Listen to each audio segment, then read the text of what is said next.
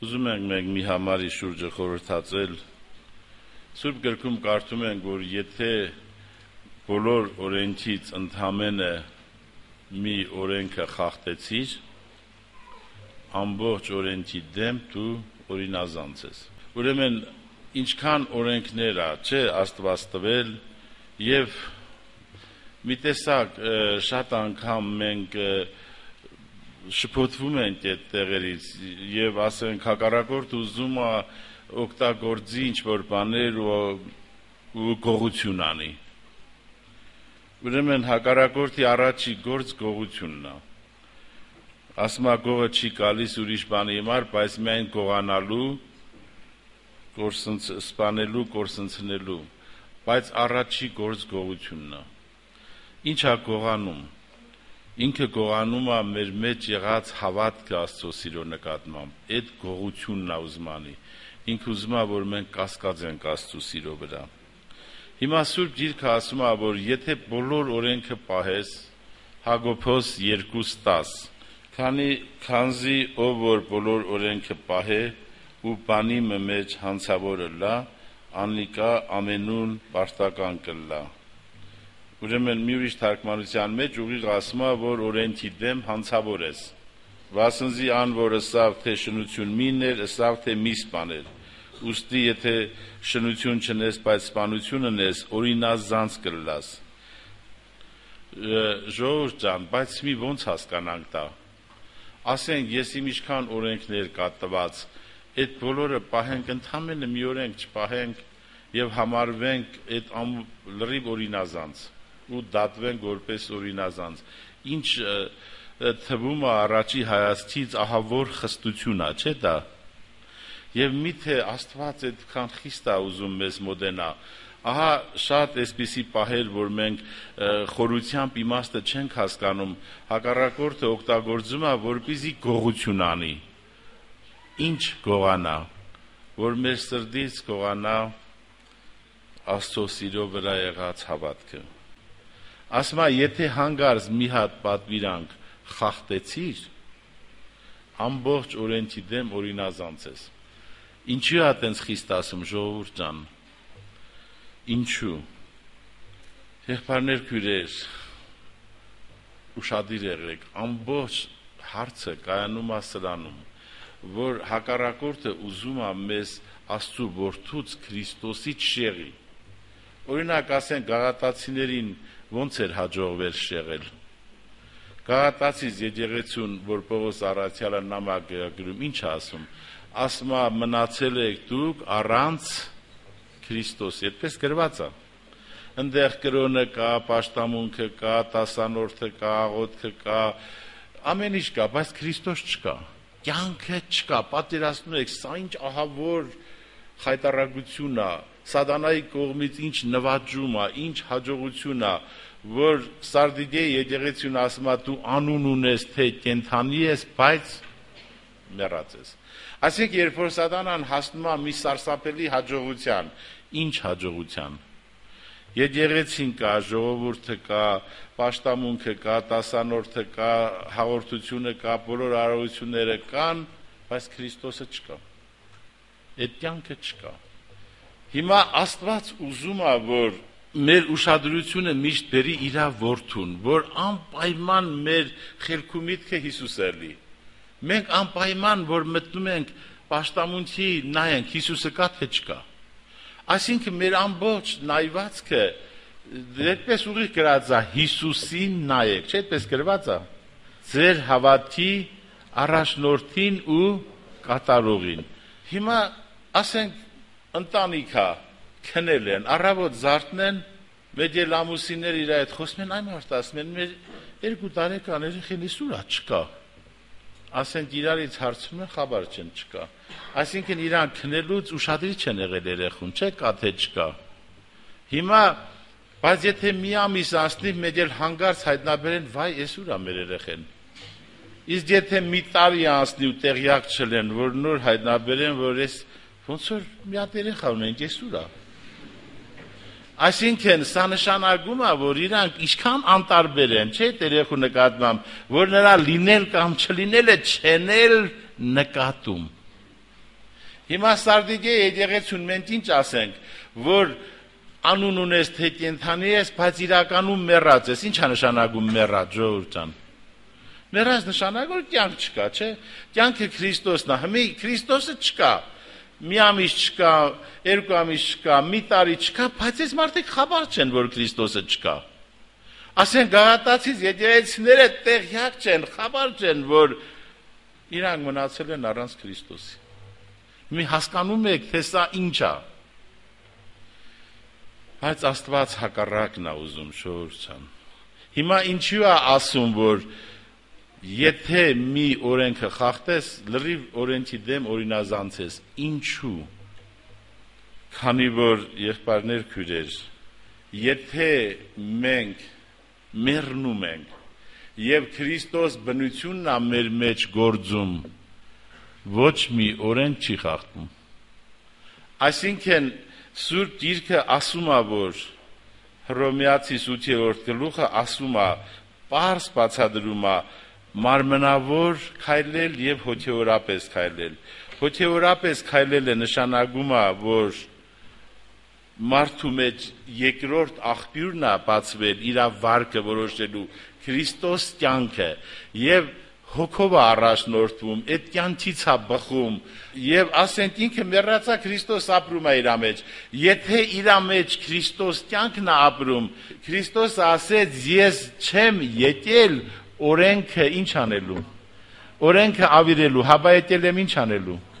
Կատարելու։ Քրիստոսը ասեց, որ երկինք ու երկիրը կանցնեն, բայց օրենքից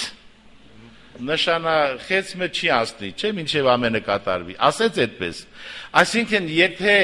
մեր մեջ գործում է այն հին բնությունը մեռած է, մեր վարքը որոշվում է ոչ թե մեղքի բնությունից է գալի, այլ Քրիստոս կյանքից է գալիս։ Մենք ոչ մի օրենք չենք կարող խախտել, որովհետև Քրիստոսն է ապրում մեր մեջ։ Քրիստոսը չի եկել որևէ մի օրենք խախտելու։ Հիմա երբ որ մենք մի օրենք խախտում ենք, ժողովուրդ ջան, եւ ոչ թե ներողություն ենք խնդրում, զղջում ենք եւ ուղղվում է, այլ շարունակում ենք վաղն էլ խախտել, մյուս օրն էլ խախտել, դա նշանակում է, որ Քրիստոս կյանքից չի բխում մեր վարքը, մեր հին բնությունից է բխում, կրոնավոր, մեղքի բնությանը մենք կրոնական շորեր ենք հագցրել, փարիսեցի ենք դառել, մենք հոգևորապես չենք ապրում, հոգով չենք ապրում, հոգով չենք առաջնորդվում, այլ նույն հին մարմինն է, մարմնավոր ենք։ Հիմա եթե դու ես մարդուն չես ներել, Սուրբ օրենքն ասում է, որ պետք է ներես, դու չես ներել, այսօր էլ չես ներել, վաղն էլ, մյուս օրն էլ, մանավանդ ատում ես, բայց ուրիշ հազար ու մի բան անում ես։ Պաշտամունք ես գնում 10-րդ ես տալու, ես շատ գիտեմ 500 հատ օրենք պահում ես, բայց այդ մեկը խախտում ես։ Դու պետք է հասկանաս, այդ մեկը որ խախտում ես, դա նշանակում է, որ քո վարքը չի բխում Քրիստոս կյանքից։ Քո վարքը բխում է Ադամի ժառանգած մեղքի բնությունից։ Երբ դու այդ բնությանը հագցրել ես կրոնական շորեր, երբ դու կարող ես կորցրել ես այդ կյանքը, բայց վրեդ խաբար չկա։ Ուրեմն սիրելի եղբայրներ, քույրեր, ասում է իսկար դատապարտություն չկա Քրիստոս Հիսուսով եղողներուն, որոնք մարմնավոր կերպով չեն վարվիր, քանզի Քրիստոս Հիսուսով կյանքի հոգի օրենքը զիս ազատեց մեղքի և մահվան օրենքից։ Վասնզի այն, որ անկարելի էր օրենքին, որովհետև տկար էր մարմնով, Աստված իր որդին ուղարկեց մեղանչական մարմնի նմանությամբ ու մեղքի համար և դատապարտեց մեղքը այդ մարմնի մեջ, որպեսզի օրենքին արդարությունը կատարվի մեր մեջ, որ մարմնավորապես չեն քայլեր, հապա հոգևորապես։ Քանզի մարմնավոր եղողները մարմնին բաները կմտածեն, ու հոգևոր եղողները հոգին բաները։ Ուրեմն երկու վիճակ կա, մարմնավոր եւ հոգևոր։ Մարմնավորը նա է, որ մարդու վարքը որոշվում է իր Ադամի ժառանգած մարմնավոր մեղքի բնությունից։ Հոգևորը նա է, որ Քրիստոսին ինքը որպես կյանք ընդունել է, այն մարմնավորը մեռել է եւ իր վարքը բխում է Քրիստոս կյանքից։ Մեդին Սուրբ Գիրքը անվանում է մարմնավոր, մեդին համարում է հոգևոր։ Քանզի մարմնավոր եղողները մարմնին բաները կմտածեն ու հոգևոր եղողները հոգին բաները։ Վասնզի մարմնավոր խորհուրդը մահ է եւ հոգևոր խորհուրդը կյանք ու խաղաղություն։ Քանզի մարմնավոր խորհուրդը Աստծո դեմ թշնամություն է, վասնզի Աստծո օրենքին չի հնազանդում, մանավանդ չկրնարալ։ Վասնզի մարմնով եղողները չեն կրնար Աստծուն հաճոլալ։ Բայց դուք մարմնով չեք, հապա հոգիով։ Եթե Աստծո հոգին ձեր մեջ բնակած է, իսկ եթե մեկը Քրիստոսի հոգին չունի, անիկա անորը չէ։ Աստծո հոգին, Սուրբ հոգին մեզ բերում է աստվածային կյանքը։ Աստված իր մեջ եղած կյանքը դրեց որդու մեջ։ Որդին երկնքից երկիր բերեց այդ կյանքը։ Որդու խաչվելուց հետո աստվածային կյանքի կրողը Սուրբ հոգին է, որը այդ կյանքը բերում է մեր մեջ։ Եվ եթե Քրիստոս ձեր մեջ է, ալ մարմինը մեռած է մեղքի համար ու հոգին կենդանի արդարության համար։ Իսկ եթե Հիսուսը մեռելներին հարուցանողին հոգին ձեր մեջ բնակած է, ալ անիկա, որ Քրիստոսը մեռելներին հարուց, պիտի կենդանացնե ձեր մահկանացու մարմինները իր հոգիով, որ ձեր մեջ կբնակի։ Սիրելի եղբայրներ, քույրեր, Սուրբ Գիրքը մեզ սովորացնում է, որ մենք որպես ժառանգատից Քրիստոսին շարունակության մեջ ասում է, Քրիստոսը մենք գիտենք, որ հորի ժառանգել է հոր կյանքը եւ որպես ավակ եղբայր մեր, անդրանիկ եղբայր, իսկ մենք նրա կրսեր եղբայրներն ենք։ Ինքը այդպես խոսալուց ասում էր, գնում եմ իմ հոր մոտ եւ ձեր հոր մոտ։ Մենք իրան ժառանգատից ենք, ինքը այդ կյանքը բերել է, սատանեն ուզում է մենք ամեն ինչ ունենանք, տեսնենք, բայց այդ կյանքը չունենանք, Աստված ուզում է, որ այդ կյանքը ունենանք։ Սիրելի եղբայրներ, քույրեր, սխալը մի անգամ պետք անել, երկրորդ անգամ չարժե կրկնել։ Եթե մարդ մի լուրջ սխալ թույլ է տալիս եւ տուժվում է դրանից, երկրորդ անգամ չարժե կրկնել այդ նույն սխալը։ Մենք կարդում ենք անառակ որդու առադի մեջ, անառակ որդին ինչի համար գնաց հորտանից, հարց, որովհետև հոգեպես իրան լավ չէր զգում, պրոբլեմներ ուներ հոգեկան, մարդը հոգեպես է ուզում իրան լավ զգա, եղբայրներ, քույրեր, դրա համար է փնտրում իր հոգու համար լավ վիճակ, վերջապես թողած գնաց, հիմա դուք այդ առակ ինձանից լավ գիտեք, վերջը հետ եկավ, նա այդ հետ գալուց ուզում էր կրկնել այդ սխալը, հասկանում եք, ինչ սխալ, հիշեք, բանվոր թե որդի, ասենք մի հարուստ մարդ բանվորներ ավարձը իրա տունը շինում են, նրանք ինչ են,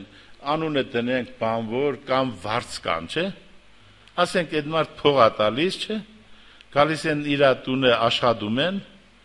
իրա ծառանա, բանվորնա, վարձկաննա, վերջը աշխատողա, չէ,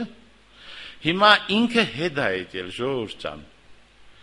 Այստեղ տեսեք ինչ սարսափելի սխալ է կատարվում։ Ինքը ուզում է որպես բանվոր աշխատի հոր տանը։ Հասկանում եք, ասում է հորս տանը ինչ կա։